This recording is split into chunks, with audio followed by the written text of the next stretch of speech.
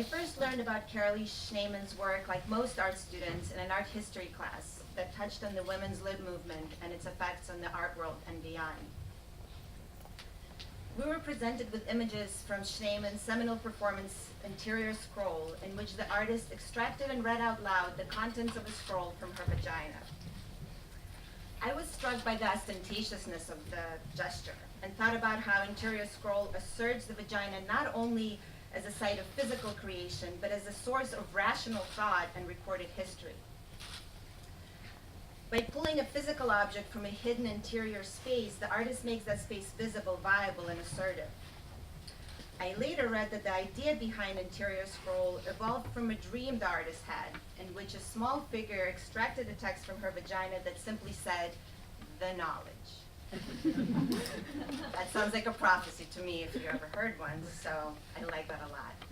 What stayed with me most over time was not radical performance in itself, but rather how aggressively and rigorously the artist documented it, making that documentation be part of legible history, a way of representing herself through primary documents that testifies to her experience, a thing that all women must do if they wish for their perspective to gain visibility and hopefully one day equality. Still hoping for that. Today, 40-some years after that performance, we're seeing that this work must continue with #MeToo and #NotSurprised being just some of the clues that the world still holds up the white male viewpoint as universal, while marking everyone else's viewpoint as other and alternative.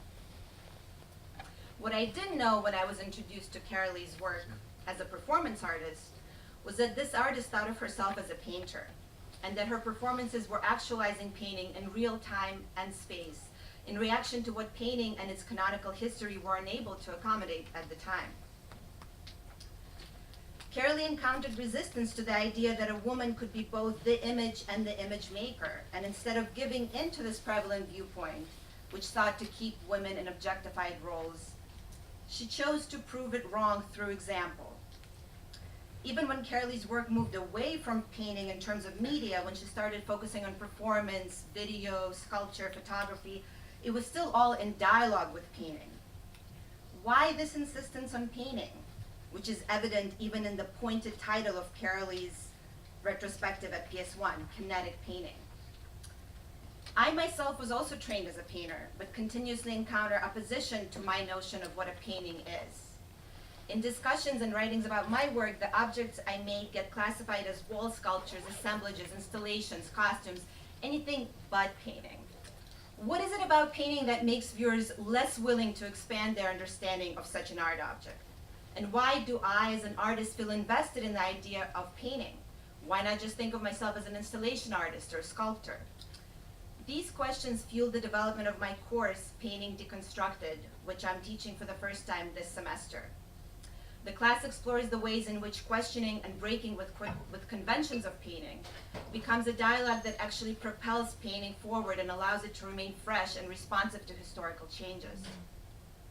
Resistance to the rules of any system keeps that system more agile and more alive. We know this, and yet resistance is still questioned and oftentimes punished.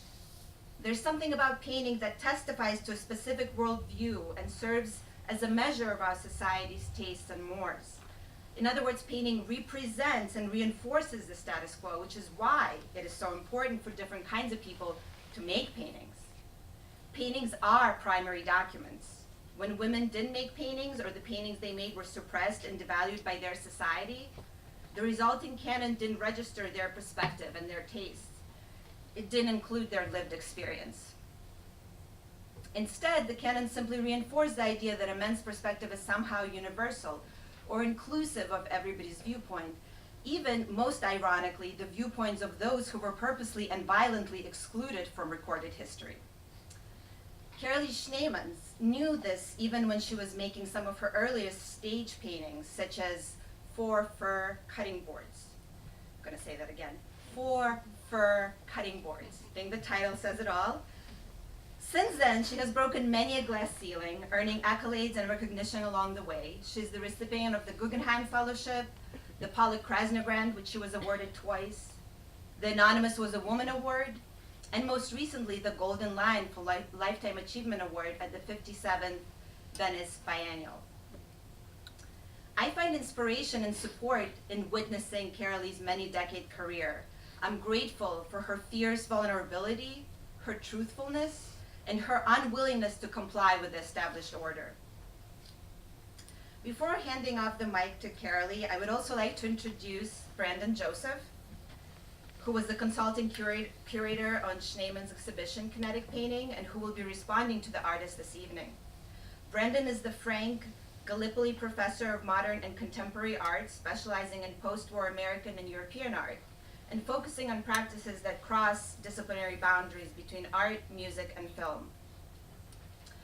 Branden is also the editor of the forthcoming book, Carolee Schneemann on Collected Texts, which is due out from Primary Information Press early next year. I look forward to hearing their conversation after Carolee's presentation this evening. Finally, I would like to thank the following collaborators for making this event possible. The deans of the School of the Arts, Carol Becker and Jenna Wright, and the Director of Public Programming, Gavin Browning, along with our co-presenters, the Institute for Research on Women, Gender, and Sexuality, and the Center for Study of Social Difference. Thank you for bringing this trailblazing artist to Columbia University. And now, please give a warm welcome of applause to the one-of-a-kind Carolee Schneemann.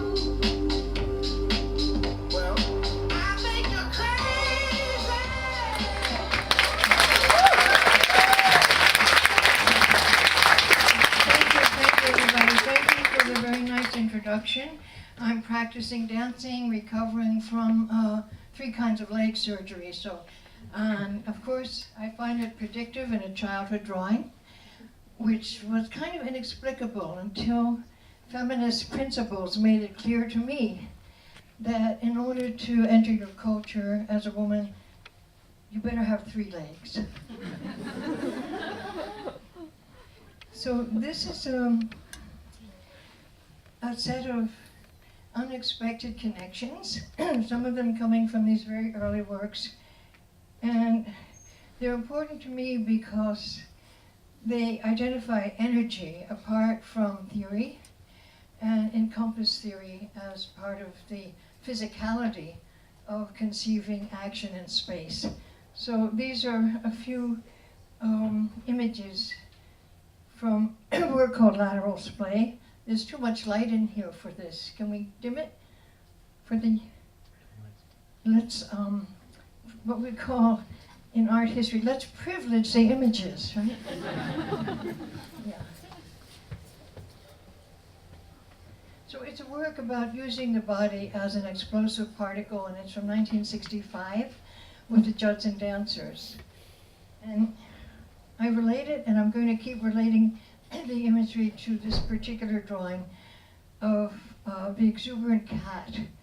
It's from when I'm maybe 4 or 5. It's really early, and I've always been impressed with the simplification and exactitude of the form of the cat. Now, the arm from the paws raised up, that's going to lead me 45 years later into another art historical reference, which might be the beginning of a work most of you might know, Interior Scroll, where I occupied my neighbor, the tree surgeon's harness, while he was out pruning an apple tree. And this, of course, became another source of embodiment and drawing. Another early drawing that I'm interested in because it's so exact, I'm only 4 or 5 and it's carefully observed. It seems to me it's my brother in a bassinet. And the energy of the images, the exactitude of the rendering, but also that he's throwing a toy. And I remind all of you with your erotic dispositions that those 2 little things sticking up, they're his feet in the pajamas. And here's another erotic process examining male imagery. This is a portrait of my partner James Tenney. And I always have to ask the audience to shift from the cock to the 3 pussies. Do you see there are 3 pussies in this painting? No?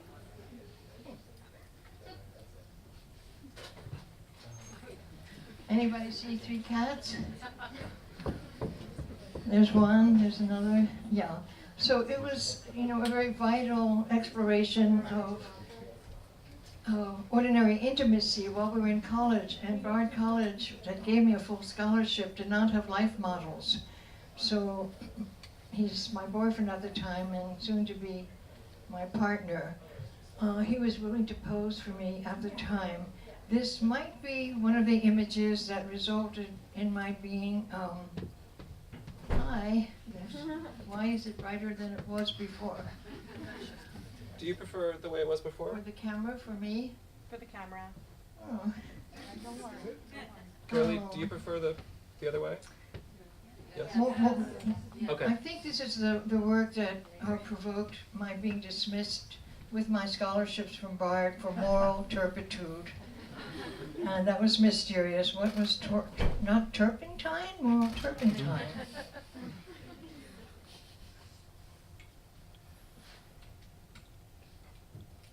So the questions that, dogged my progress or catified my progress early on have sustained themselves in certain formal ways.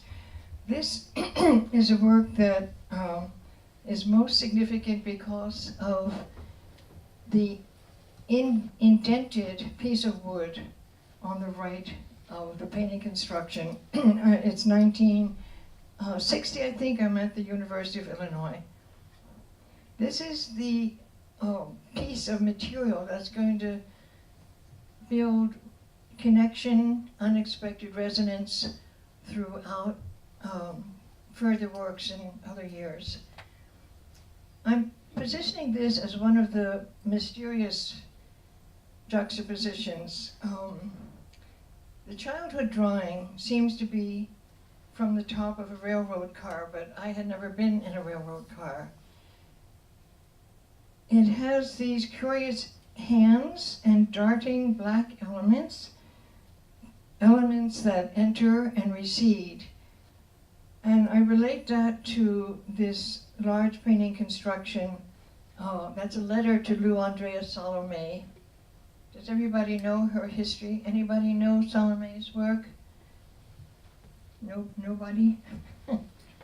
Not a wrinkle? Not a whisper? No. There's one. Okay. Are you in art history? Yeah? Okay. Well, she's a main influence for me in the early 60s when I'm searching for precedents for women artists.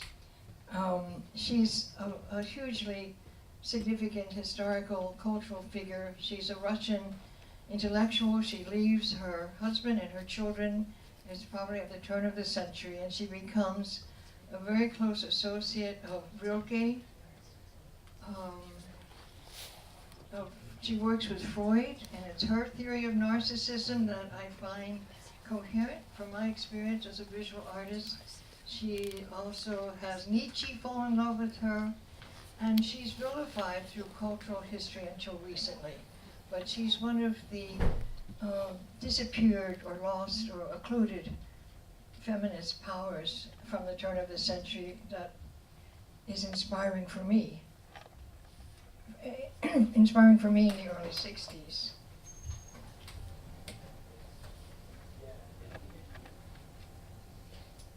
Whoops, go back. This is a failed work. It's a painting that was that I shredded and cut, and so it had a new life as a sculptural formulation. It's called Colorado House. It's a work that you can see at my retrospective that's at MoMA PS1. It's a wonderful, intensive, coherent exhibit which establishes all my premises from defining myself as a painter. This is also a work that the only person in about 30 years who ever approved of it was Alan Caprow.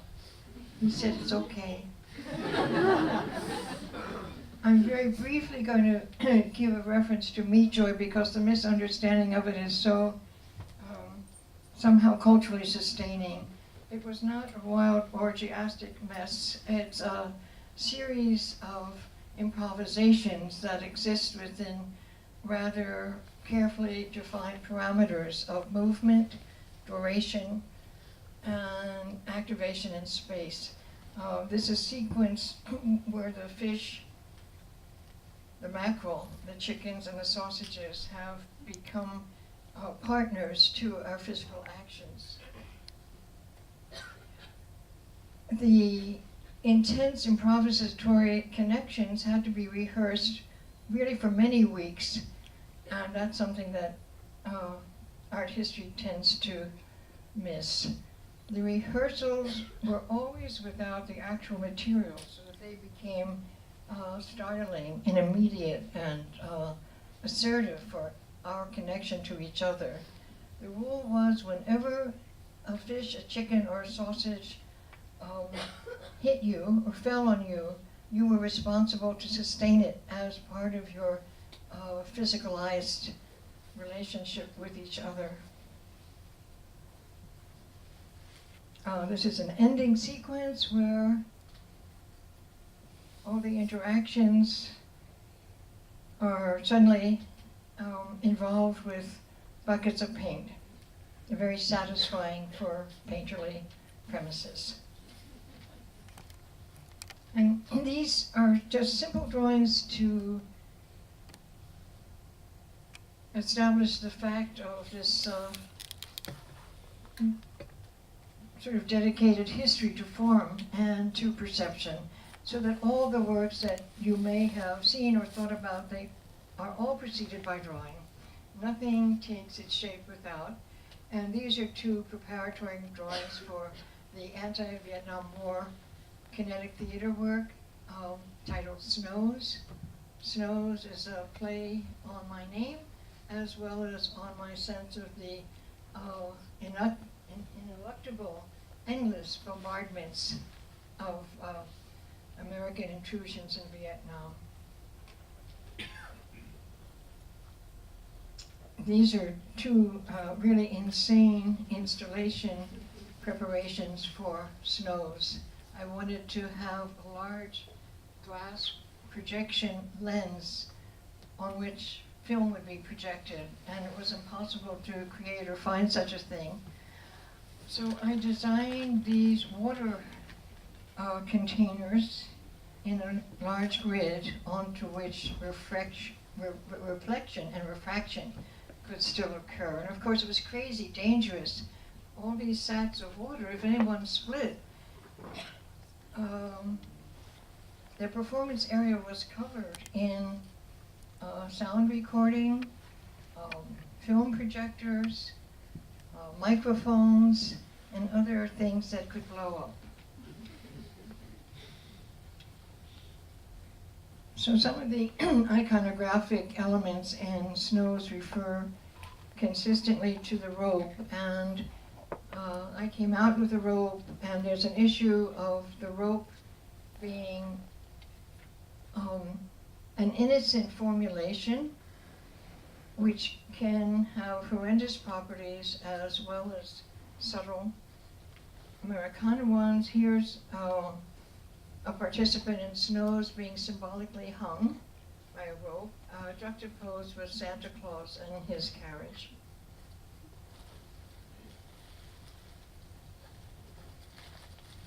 So the point for me and many of us from the 1960s was that it wasn't all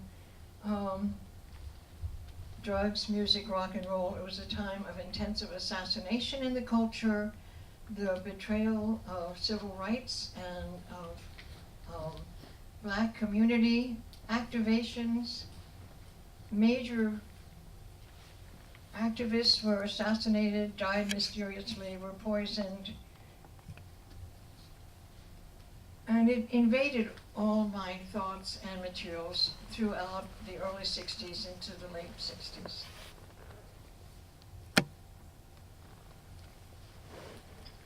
It's not so different from our imprecations, our militarism, our devotion to aggression. That's same old story today.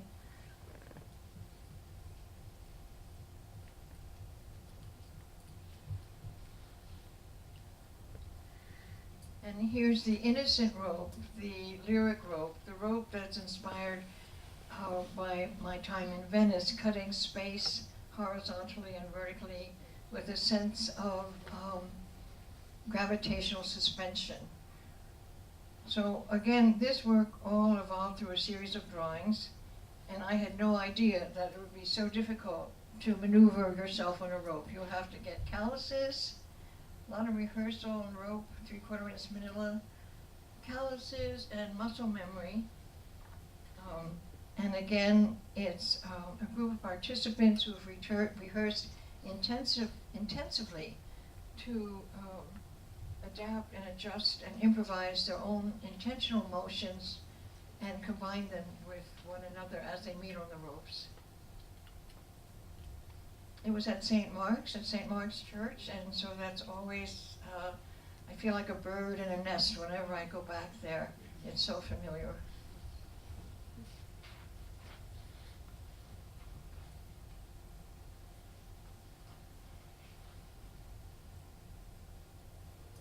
Well, this is a kind of a rope. It's a coil.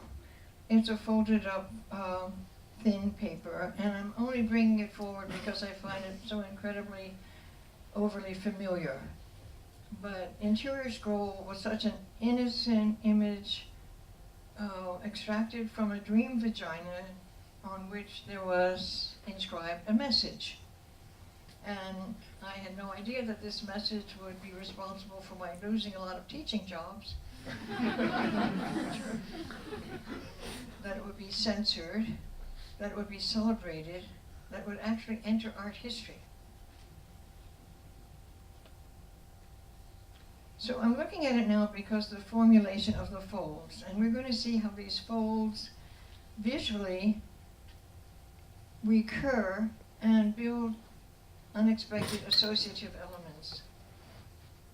For instance, the staircase, which was it's still a preoccupation for me. There's a place where your one foot raises up before the other foot comes on the stair. That's an incredibly uncertain and mysterious interchange in space. I don't know if the rest of you ever feel that when you're just stepping up and then stepping down, stepping up. There's something in between. It's your whole body, but where is it? I'm never sure. So this early drawing, of course, it features the cat. The cat is going to be the symbolic formulation of harmony, of the passage between self-determination of a creature that can go in and out and can adapt when it does, with an ardent affiliation for its human and all its human's activities. if you're lucky to have that kind of cat. So very early on I did. And the cat is maneuvering on these mysterious folds, these folds that resemble interior scroll that are stairs. Then I begin to research visual possible connections to the folds of interior scroll. Now it's in a kind of framework, and lightning occurs. A Giacometti reminds me of it.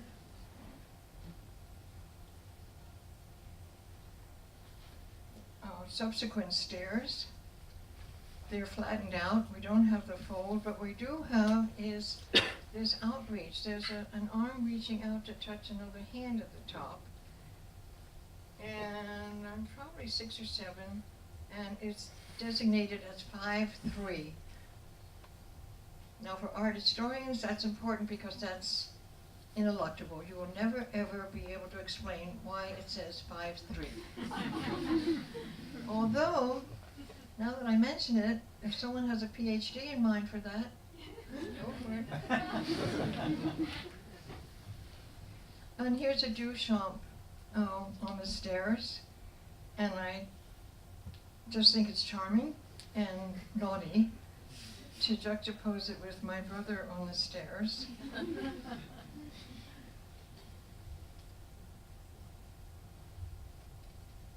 A Native American pattern formulation with the kind of lightning striping.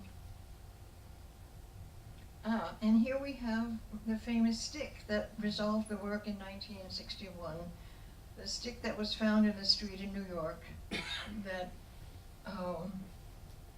subsequently and unexpectedly reiterates some aspect of the form of the folded scroll. And that's the stick on its own apart from its work.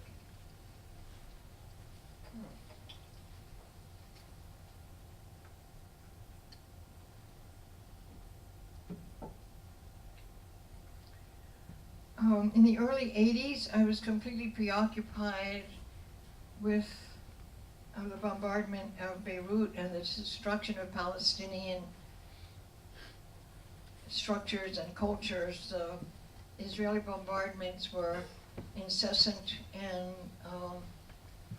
had a certain exactitude. And I began to research that. And the layers of destruction, mutilation, death that was so random as it had been in Vietnam, as it is now in so many other places. And my response to it began with envisioning a sculpture, warm-up, that would attack the video. It's actually very difficult to get this erection. It took a bunch of engineers to help me figure out the motor for it. Yeah, I like it a lot. And it bangs down with a big crash. And hopefully it's still working today in the PS1 MoMA exhibit. It was working a couple days ago. At the same time, I began to go back to the painterly surface and was using dust and ashes and always some computer grade fragment for a series that relates to the destruction and the bombardments in Beirut and Palestinian areas. And they're odd because they're very painterly again. And of course they belong to the area of work that is the least known. You know, I get in trouble with the political work. It's, this terminal velocity is the name of a sequence where I wanted to concentrate on the images of a few of the people who were blown out of the windows of the World Trade Center. Some may have leapt, but many were blown out by the force of the propulsion of the fires and the impact of the planes. So working intensively with these, with a sense of wanting to be as close to the figurations as one could possibly be, inspired a great deal of hostile reaction, because it wasn't considered appropriate for American heroics to show people on their way to their death. It was especially objected to by some gallery visitors that a woman would presume to control this imagery or to provoke it.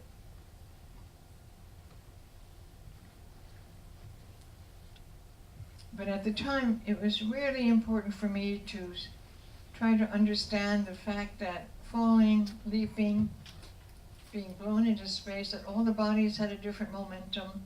There's no consistent physiology. The details of their clothing, their shoes.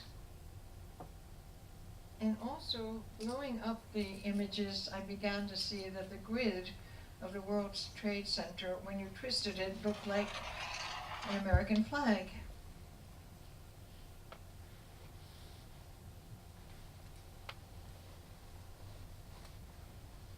Is this where the video comes in or not yet? It went on a couple slides. Right now? No, a couple slides. Okay.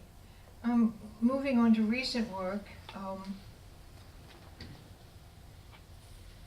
Precarious was a large installation that incorporated painting, drawing, and multiple projection systems. It filled a museum space in Liverpool. So you can see the proportion of it here. My great satisfaction with work is editing. With Precarious was inspired by violence to animals. It starts with research on the mutable and pernicious inventions of human beings where they can get spiders to fight each other, to get cockroaches to fight, dogs to attack each other. There's a whole sub-genre of violent culture. You know, it involves chickens, and it's quite variable.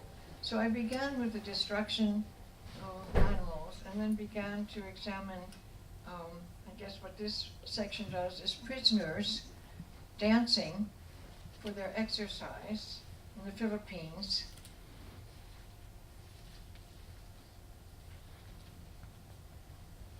And you'll see in the video, one of the major participants in the study of the animals is Snowball. What is he? He's a cockatoo. Yeah. He's a wonderful one. You may have all seen him on video because he's being studied by human scientists, because this bird dances rhythmically and changes his rhythm to any kind of music that you play. So if you play Silent Night, the bird slows down and does bird dance, Silent Night. Oh, then if you play Crazy, the bird speeds up. His name is Snowball. He lives in Illinois. It's a rescue cockatiel. And he's one of the animals that became central to the editing of Precarious. Okay. Lila, how do I start it here? Command, option, what is that?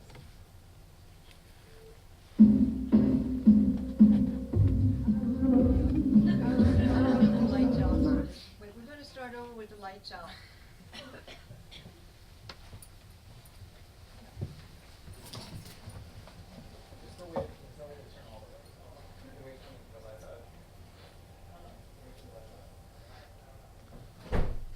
There's a higher spirit here somewhere, controlling lights and darkness. And Just a minute, please. Just 1 second. okay.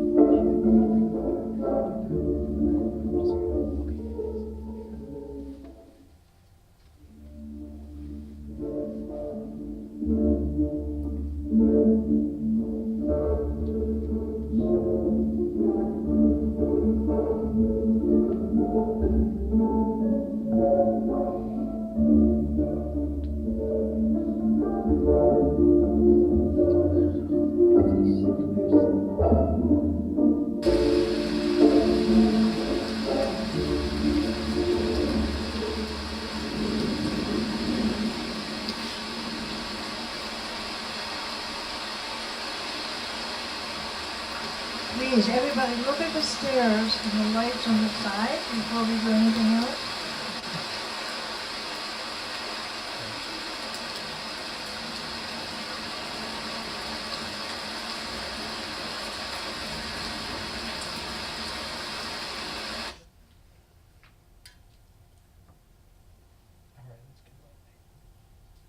And one thing I forgot to tell you is that this is a projection system. It's 5 projections moving through a mirror system. So when you're in the environment, you're enveloped. Everyone is covered by imagery that's moving through the space. And there's no one flat screen like this, so that's important. But I'm so happy to look at the staircase here. It's playing right into the theme. Yeah, we have to photograph it, and maybe I'll use it again somewhere. Okay, before we have a question time, I'm going to go to one of my favorite elements. You see these little sticky things coming up out of the vase there? There's a staircase, and there's a bunch of little lines that are rising up. So, what are those? I'm preparing Precarious in Liverpool. I'm walking in the street and I look up and I see these things. They look familiar. But why?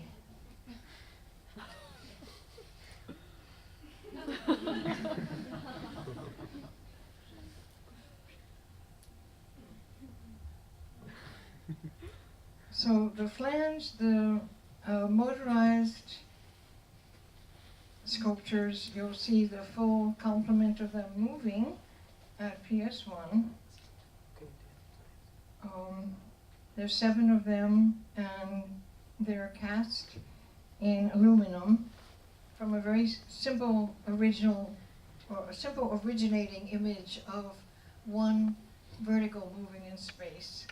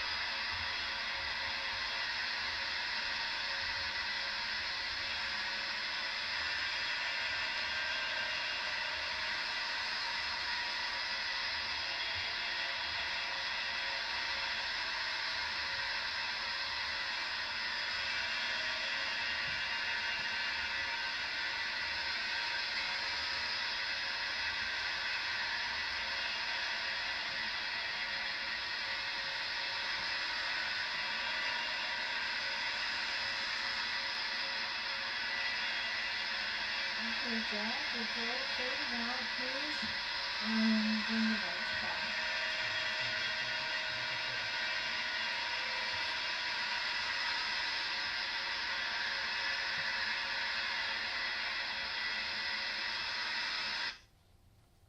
Thank you, everybody. Thanks.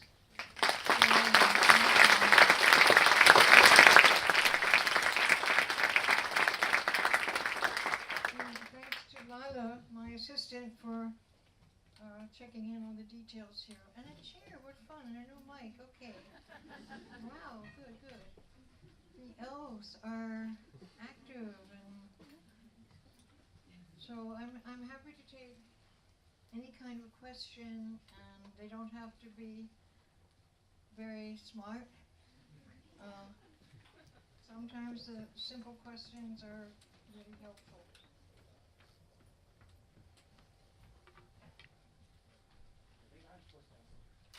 Oh, hi. Coincidence. She really knows my work, yeah. Well, actually, so, I mean, I'm happy to, I don't know if this is working, but I'm happy to start with the questions because it occurs to me that we've been in discussions now for almost 10 years, I think, but having discussions. Since I first came to you and said I wanted to work on your work, and we had a first discussion at PPOW in front of your work, and then a bunch of others, and then also to work on the exhibition together, which has now been 3 or 4 years, right? That we've been working on this coming here. This is not so sure it's on. It's a phony. You want to use this until? No, it's fine. Just hold And it. so anyway, I mean, it's sort of, I feel like this is part of an ongoing conversation, right, that we've had. But I still have lots of questions. I'm going to ask a couple, and then we can open up to other people, if that's okay. And I wanted to actually, the first thing I wanted to ask you about was to just tell us a little bit more about Flash. So when Sabina and I started to talk about doing this exhibition, and credit where credit is due, Sabina spearheaded this and invited me on. And it was right around the time that you first showed Flange at PPOW. And, you know, for curators, when you're doing a retrospective of a living artist, the question is always, where do you end? Yeah? And for Sabina and I, we had both seen this installation and both really liked it. And the first conversation we had, we're like, okay, we know where it ends. It's going to end with Flange, because we both really liked that installation. But it's always struck me, one, how ambitious it is, right? I mean, you could just be doing collages or drawing on napkins or doing whatever you want to do. This is a massive, massive piece, yeah, that was very involved to make, yeah? And to work out, and I just wondered if you could tell us a little bit more about Flange, and particularly also, as people will see when they see it, if they haven't already, the wing-like, stick-like shapes move in these very idiosyncratic ways that you had to work really hard to get to move like that, right? To not move regularly, but to move sort of irregularly. And I just wondered if you could talk to us a little bit about working Well, on it's that. motorized, and there's a computer chip that influences each group of arms and influences their variation. So they're moving as if they're about to hit each other, but they don't. And it's kind of, I mean, for me, I wanted that uncertainty, and it's fascinating. The whole piece, as you know, started with a hallucination, just walking down the street somewhere and seeing just a vertical thing, like a branch there. And I thought, I wonder why I'm looking at that. I wonder how would it be if it started to move around? How would it be if there were units of them? So I had a student assistant, and I began to make lost wax process of these vertical elements, and they began to resemble bigger sticks or twigs or arms or a wing. And then I wanted them in contrary connection, and that involved a high-tech computer engineering process, and another student was able to help me with that. And then when the lost wax process arms were being poured and burnt into the metal, we photographed that, and that resolved the intensity of the bloom and the fire. And so the photograph of the lost wax process turning into metal is what surrounds the sculptures now. They're within that projection. Yeah, it's like a projection that looks like it's destruction, but in fact it's the creation. Well, it's beautiful. It's confusing. It's bloody, but it looks like blossoms. It keeps changing as you watch it. Yeah. I wanted to ask another question about one of the first pieces that you showed, not the childhood drawing, but lateral splay, which has always seemed to me to be, which is not a piece that is one of the most known pieces. It's much less known than Meet Joy.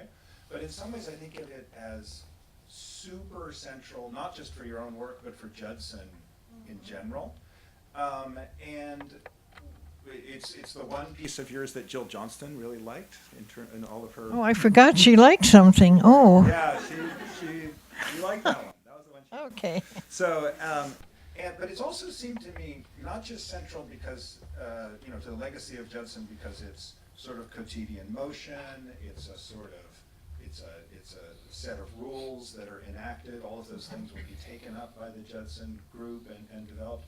But it's also always seemed to me to be very important because what happens, and correct me if I'm wrong about this, but what happens is that the individuals are sort of running at each other in what seems like an explosive force and collide with each other in what seems like it's going to be a very violent collision, but at the moment when they collide, they're actually tasked to take care of each other, right? They're supposed to help each other fall to the ground and not get hurt. And that's always seemed to me to be very central to what I see as the intensely ethical project in your work about people turning violence into care and also making people's intersubjective relations be one of, I think you say in one of your writings, loving trust, right? And that this being a sort of very central aspect of how you relate people to each other in your performances. Is that? Well, he said, correct me if I'm wrong. He's never been wrong. Everything, I thank Branden so much for his thoughtful analysis and his incredible consequential influence on organizing the retrospective at PS1. So, Branden, I'm waiting for you to be wrong, but not yet, no. Well, but as I tell my students today, it's like the only reason I'm right is because I actually listen to what you say. Oh, well, And that's... like so many art historians don't. So it's like, it's actually very easy to do, right? You just listen to what you say and then you sort of say. But that's correct. For lateral splay, it's an explosive. I wanted the participants to be like exploding particles.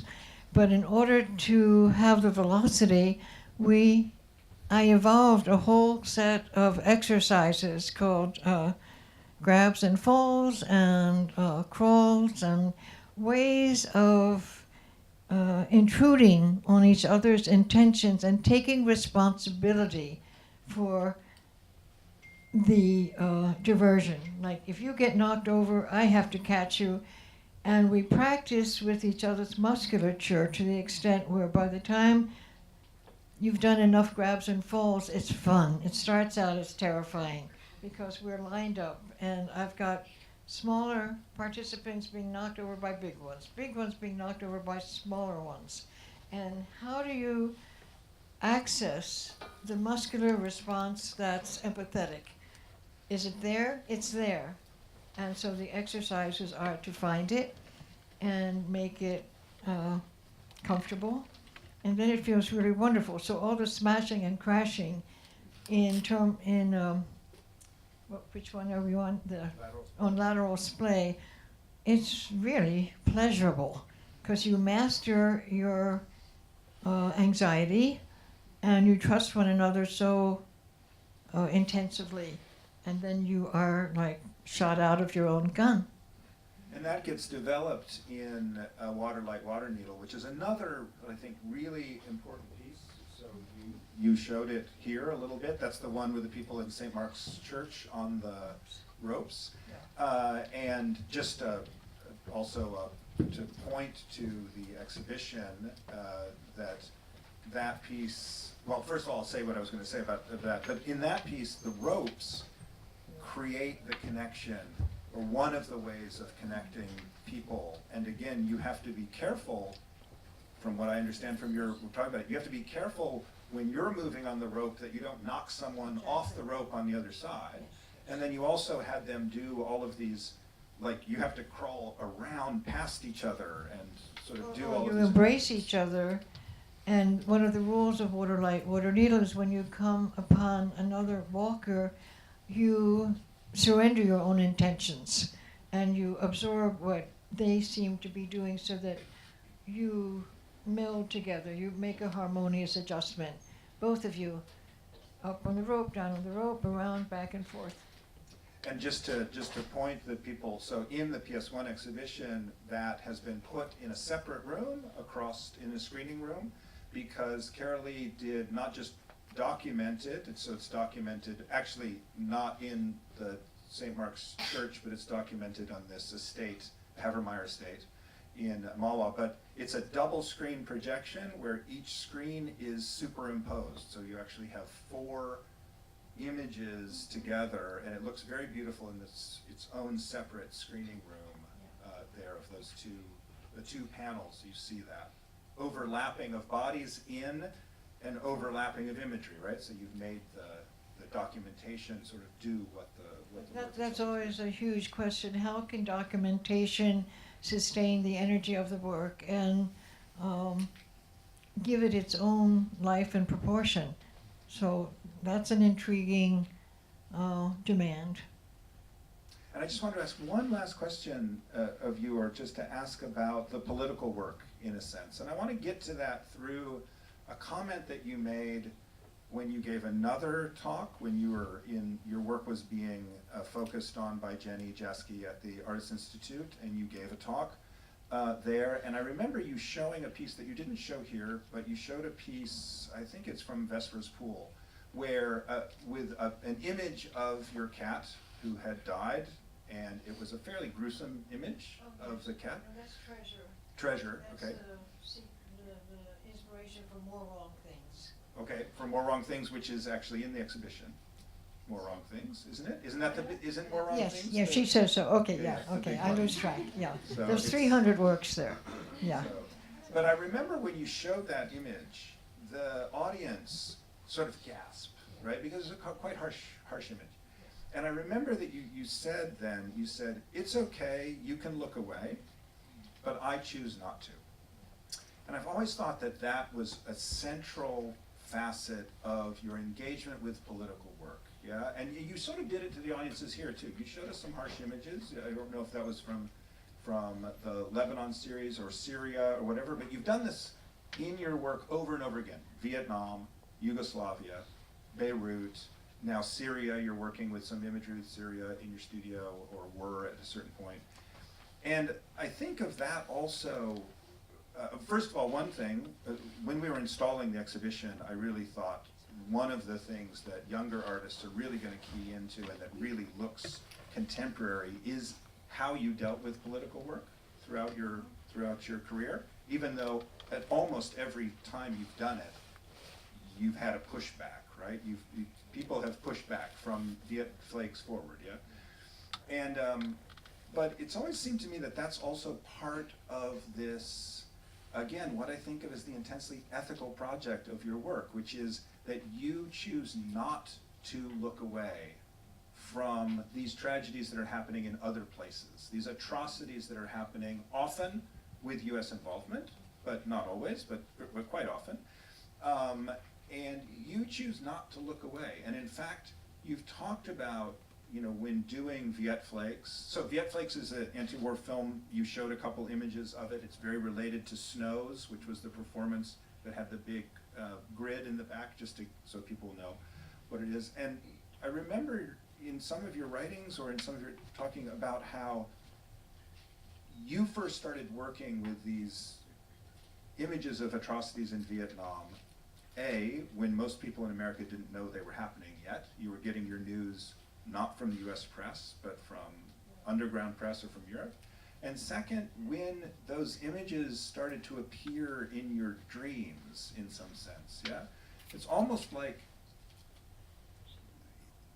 you choose not to look away, but also somehow those come to you, right? There's some intense relationship that you cultivate between yourself and the politics that's going on somewhere else that you bring sort of into the work. And I just am wondering about this, how you choose to, or how you get chosen to deal with certain things, like Viet Flakes, like Lebanon. I mean, when does that start to impose itself on you, and how do you relate to that? How do you choose which political works you engage in, I guess, in some sense?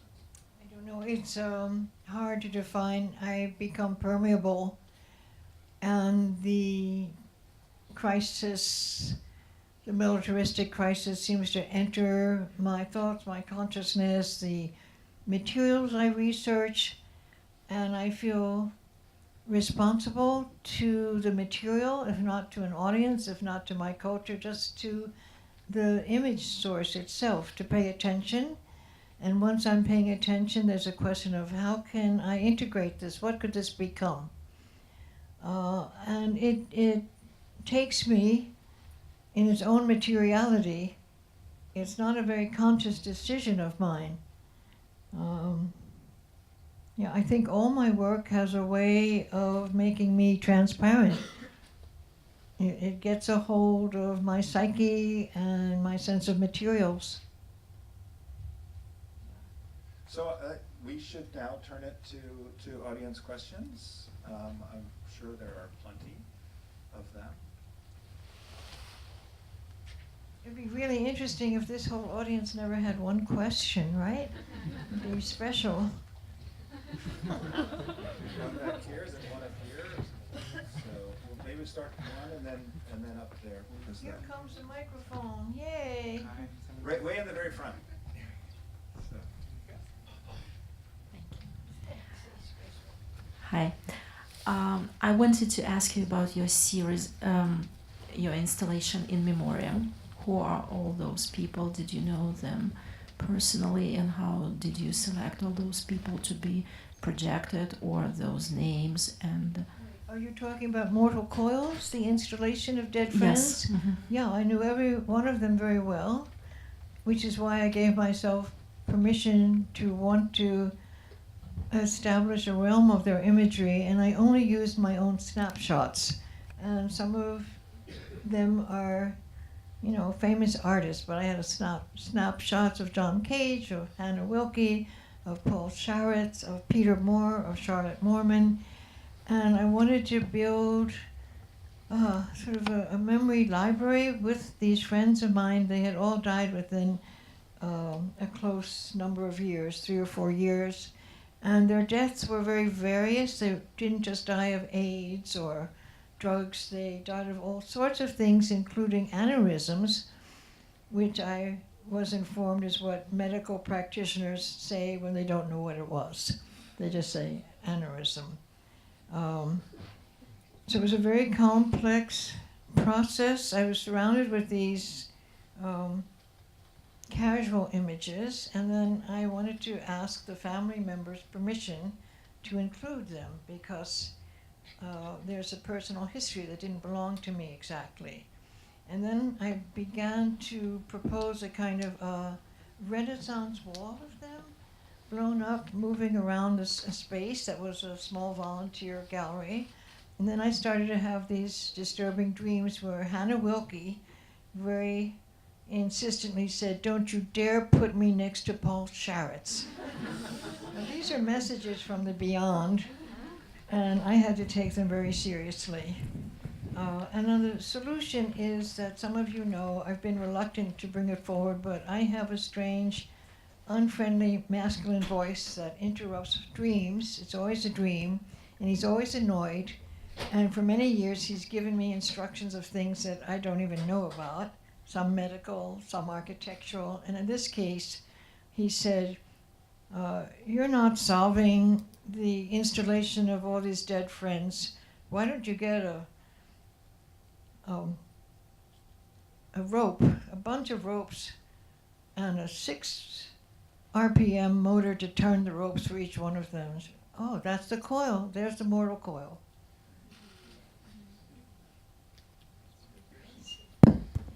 Hello, I have 2 questions. First, do you practice occultism? And second, I see that there's an element of lightning that's happening throughout your work, and you mentioned a lot about energies, and I'm curious to know if there is like a ritualistic practice that you perform so that you can maintain the state of energy in order to make art. First was, do you practice occultism? It might be occult, but it's just my normal meditation and sitting and dreaming and thinking. And no, I don't practice. I don't even like the word practice anymore. All of you guys are supposed to have a fucking practice. What is that? Are you ballerinas? Are you elephants? Are you dentists? I do a process, but not a cult. What's your second question? It was about energy, how you focus energy or use energy. Like she noticed the lightning in some of the works. Well, I focus energy probably the way everybody else does. It's good in the shower, right? I mean, oh, I have a new idea. I've got to turn the water off and make a note here. I can't give it something specific. It's just sensibility. It's a sensibility in motion with dream elements and research, a lot of research. I have to keep learning, and I only seem to be attracted to difficult things, like the editing is difficult, the research is difficult. Do you have others? There's one over here, and there's a couple over here. I don't know. Okay.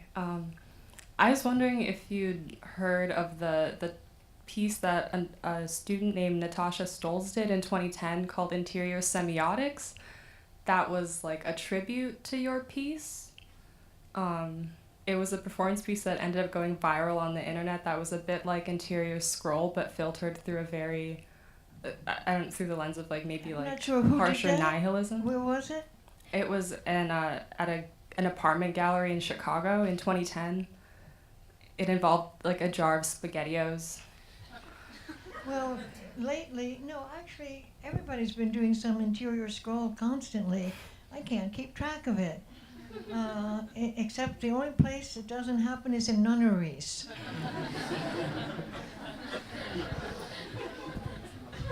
Well, that's not such a joke, actually, because the early book on my text and performance is called More Than Meat Joy, right? Some of you, I hope, have seen it. It's very comprehensive. We got a wonderful order in the 70s from some place in California for a dozen.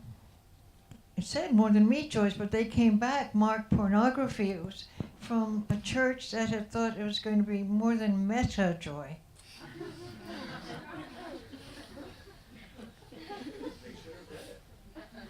It wasn't opened, no. I've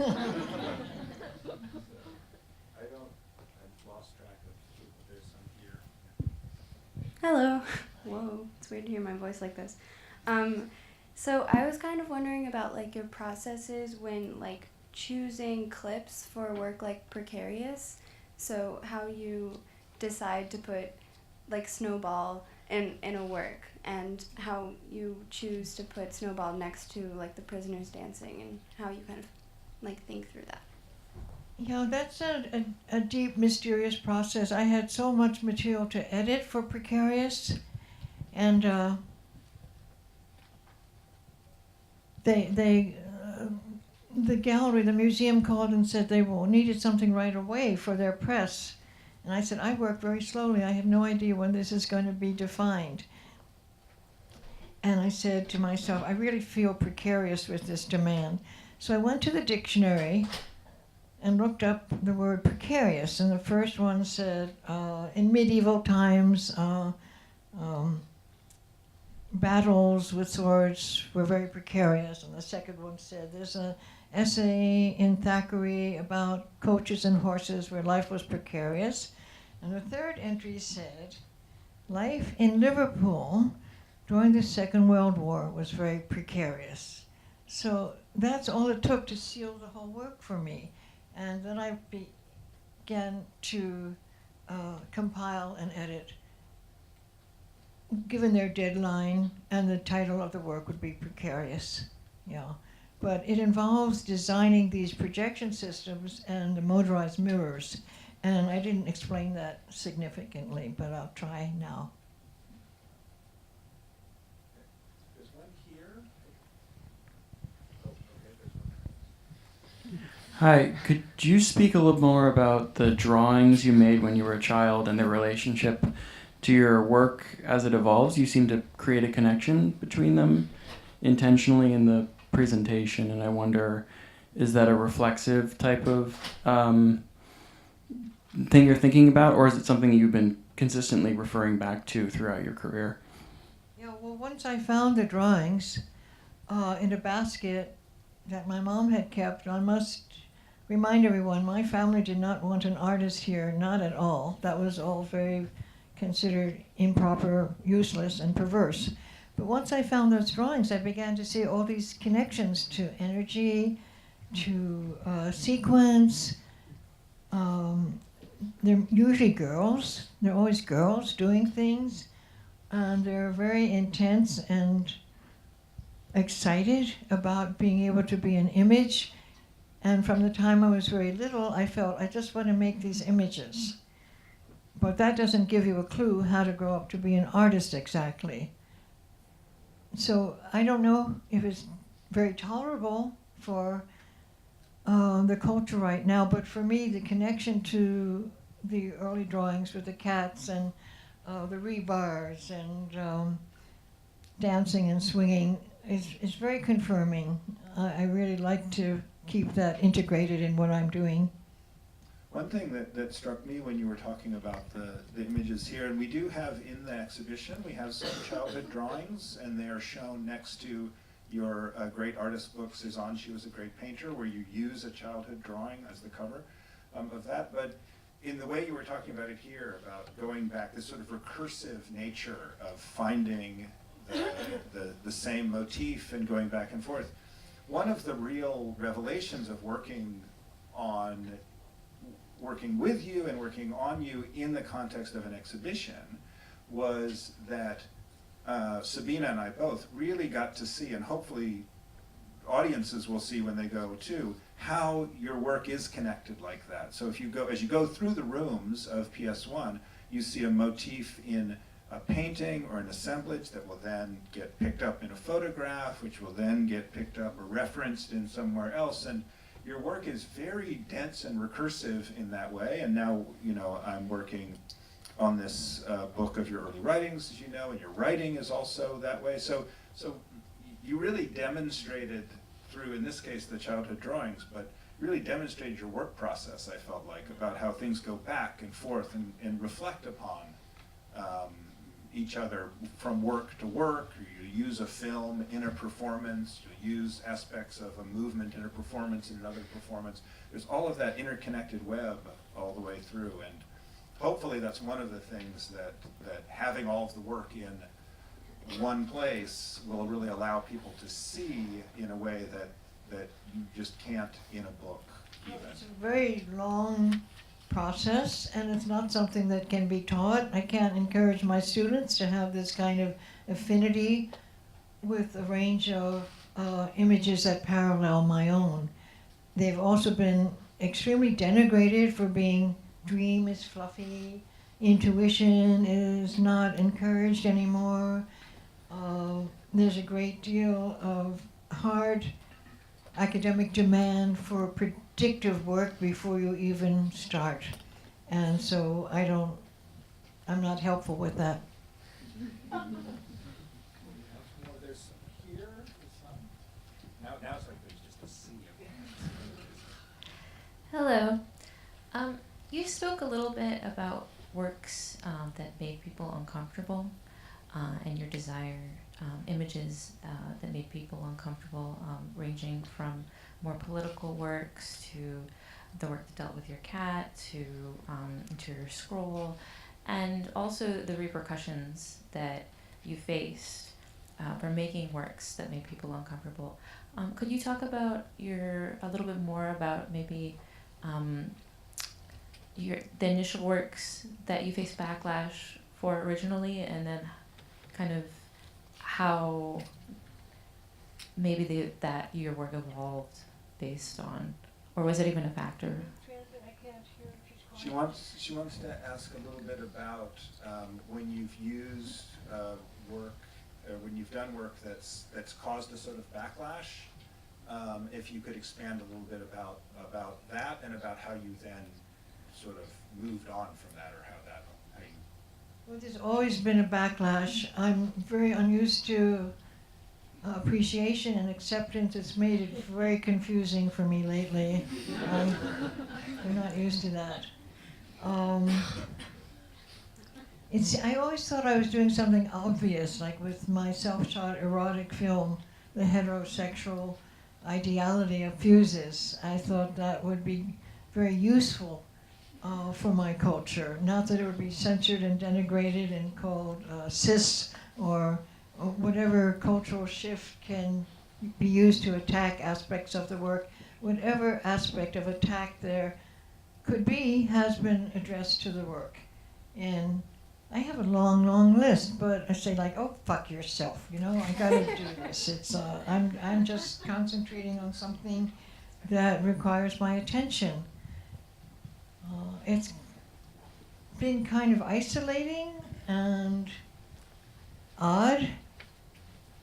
And so this is so wonderful. Here we all are thinking about these pieces. It's amazing.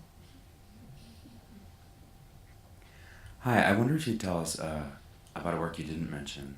The Cave, the work from the 90s where you redid interior scroll with a group of women.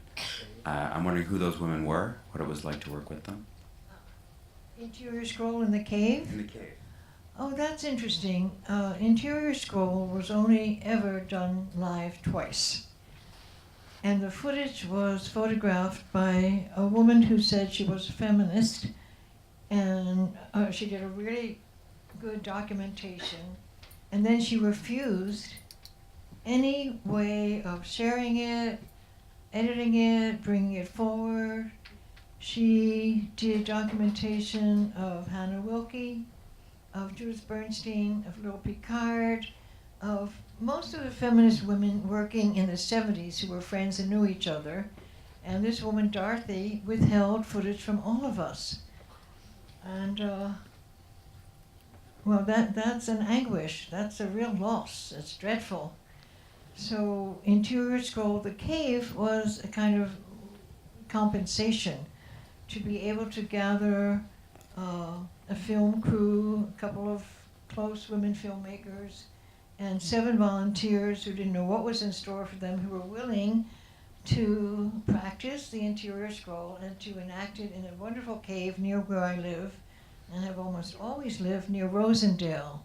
Good old Rosendale has a beautiful old cave with a stream running through it, and that's where we had about 5 hours just to put this together because the photographers were leaving, and it was fun. It was amazing. So that's how that version exists. And that, of course, that I think is in distribution, not often, but it's around, right? Does that clear footage still exist? Sort of. The other footage that you mentioned?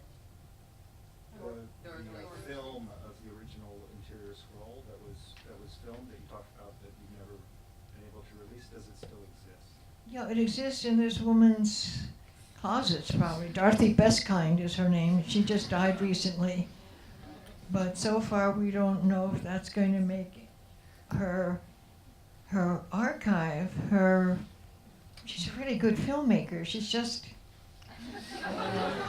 many people tried to discuss any kind of sharing or equity. Whatever she wanted we would do, she wouldn't. So they do exist. Want to go? I've been trying to get a mic to this person here, so we'll see if you can.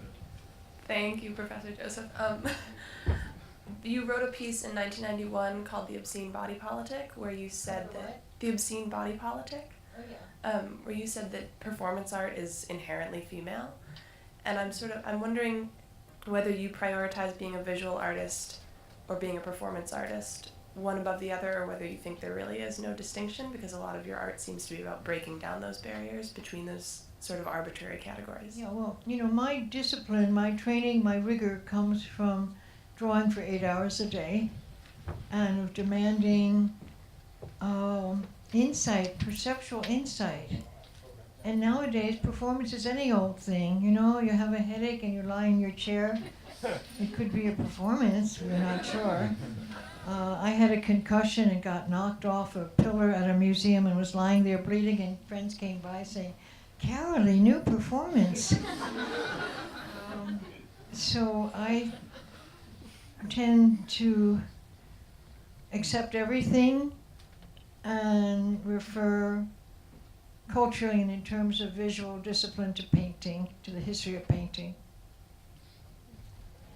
Could we do this one. She's been waving her I hand know. for hours. I know, Sure. it's like, just right here.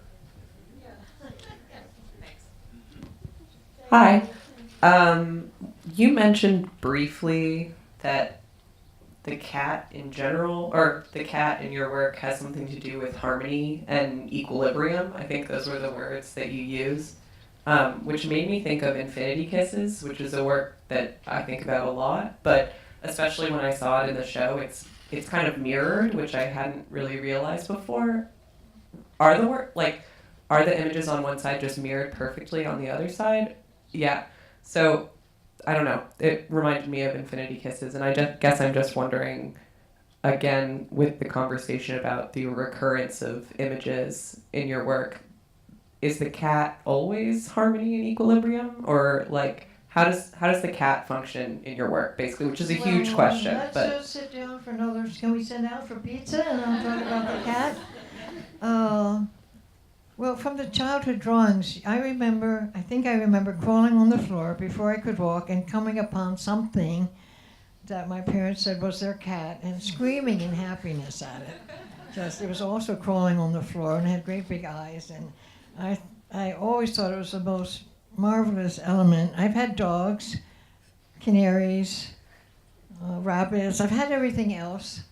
And I've been a chicken farmer, but when I have an exceptional cat, I'm just blessed beyond description. And not everybody, a lot of you got scratched or bitten or had the cat poop and get slapped around. Not everybody has a harmonious cat history. But for me, through disasters, I have a collection of destroyed villages and people in extreme distress who have found their cat or holding their cat, have saved the cat. Like nothing else has survived the destruction, but they found the cat. For me, the cat is always in this wonderful, I've had some dumb cats, really. I had some very dumb cats. They just never were there. But when I have a cat who's psychic and loving and completely connected to me, it's just such a joy. And it always signifies domestic harmony and stability. You have a bed, you have a cushion, you have food. Yeah. that makes sense. And again, Professor Joseph was talking about relationships, your ethical model of relationships in performance and other things. And I think what you just said about the cat kind of relates to that, to me, like a relationship, a domestic relationship of some kind. But the cat in Infinity Kisses was also a productive commercializing cat. Was it Vesper? Yeah, it's Vesper. Vesper was a kissing cat, and you can't train them. And if they want to do that, you think they're coming from some hallucinatory, historic time from 1,000 years ago. It was a kissing cat with a very strong personality, and I began shooting that image, as you know, because with fuses, I knew what it felt like, but I wondered what did it look like. So the kissing cat related to fuses in terms of sensory experience. So I had these hundreds of, the cat kept kissing, I had a little camera, I kept shooting the kisses and printing them, and the cat would sit on my work table and say, "This is my really good work. These look good," and then I would invert them. And finally, a curator came and saw them and said, "The museum is interested in these." And I said to the cat, "They'll be back in a week. Listen to me." And the cat said, "No, they have to have these." And then the Museum of Contemporary Art in San Francisco bought 18 sequences. Cat says, "See?" Thank you. And that was actually the first piece accessioned into a museum, is that right? It was the first piece. The first work ever collected in a museum. It's all that cat. How are we on time? Do we have to close the building? Could I ask one more question? Hi. Thank you so much for that wonderful talk. I'm just wondering if you could talk a little bit more about your collaborative relationships. You collaborated a lot with different people, and I wonder how that. No, I'm not collaborative as such. With my original partner, we shared and developed and explored the rigors of his history with contemporary music, and mine with contemporary painting when we were students and isolated, and he participated in all sorts of performative and visual works with me for the next 9 years.